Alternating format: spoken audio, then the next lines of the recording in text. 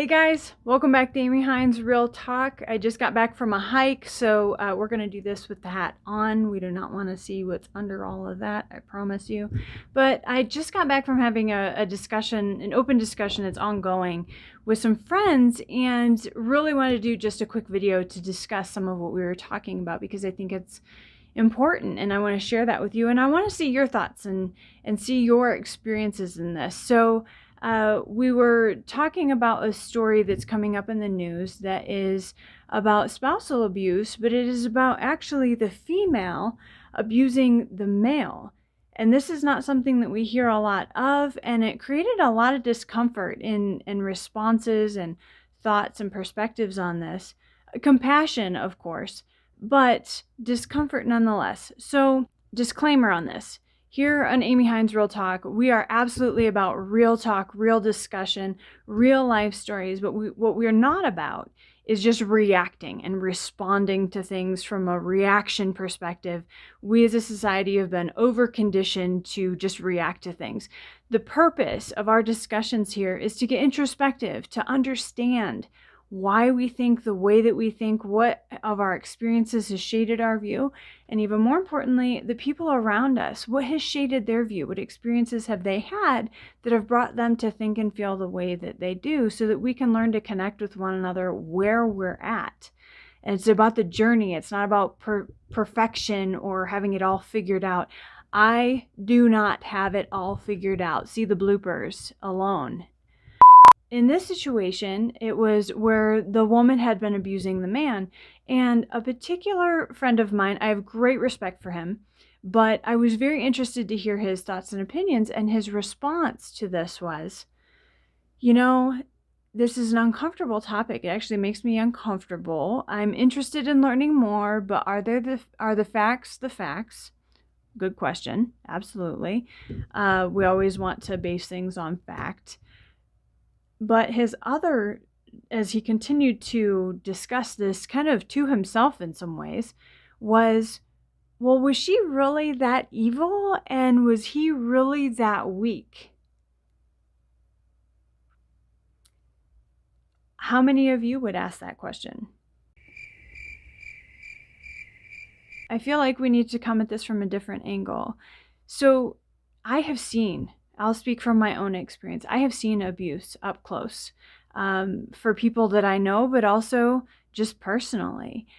So for this one person in particular that I know, they had been abused in their marriage. She actually stabbed him, but she would verbally abuse him. She would hit him. She would have him cowering on the floor.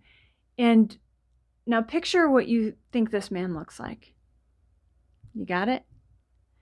So this person actually was probably one of the more beautiful human beings I've ever seen in my life, but also like a bodybuilder, strong, had no reason, if you were to look at him, you would never expect that he'd had this experience. And people will go, well, why did that happen? Or why did he put up with it? Or he was so much bigger than her. Something to consider. For this particular person, he's actually been in very extensive therapy for a number of years. And this route to this started when he was a kid. So his mother was severely mentally ill and would chase him around the house with scissors. We're seeing a theme here. And she tried to stab him multiple times, tried to kill him, and told him she was trying to beat the devil out of him. So you go back to a 3-4-year-old child that went through this. Just because he's a grown man and he's bigger now doesn't mean that these traumas don't still exist in his mind. So while he is bigger and he's fully grown, in these moments with this woman screaming at him relentlessly and coming after him, he's been conditioned, like he reverts back to mentally being that little boy in that moment where he couldn't defend himself or that he somehow deserved it. So there was definitely a degree of that. Furthermore, and maybe a less extreme sort of example, but something worth discussing nonetheless, something that I have seen is slapping a man because they deserve it. No. And grabbing their face. Like, I'm sorry, but we would not want this to happen to our little boys. We would be mothers. We would be horrified if this happened to our little boys. We would absolutely, up in arms, we would lose it, right? So why would we ever talk to grown men this way? Now, there may be men that are not good men. They're not behaving like men. But that doesn't give you the right to be disrespectful. If they are that bad, it is up to us to leave. And that's kind of a disclaimer for us women. You know, this isn't something that we can just dismiss and say, well, they should man up, or they should just get over it, or why are you crying about that? And this comes from both sides of the culture. We get upset that our men aren't being men, but then we disrespect them. We don't give them a space to actually think or feel out loud in a safe space. Yes, we want our men to be tough. Yes, we want them to be strong. Yes, we want them to be providers for themselves first, and be mature and responsible and reliable and consistent, all of these things, right? But if they fall short of the mark, that gives us no excuse for our behavior to somehow become disrespectful, or worse, abusive. There is no one like a woman, or God Almighty, who can speak life into a man, who can encourage and build up a man quite like we can. We have a responsibility to use our power wisely, to use it very carefully. Now, if they're that bad and there's no hope for them, or whatever the case may be, absolutely, just leave. But that doesn't mean that you have to take abuse or dish it out by any stretch of the imagination. Now, Amy Hines Real Talk is a place where we can be transparent and we can be real, but it's about getting introspective and problem solving, not just endlessly rant. So a couple of things. One, comment. Tell me your experiences. I would love to hear what your experiences are so we can learn from one another.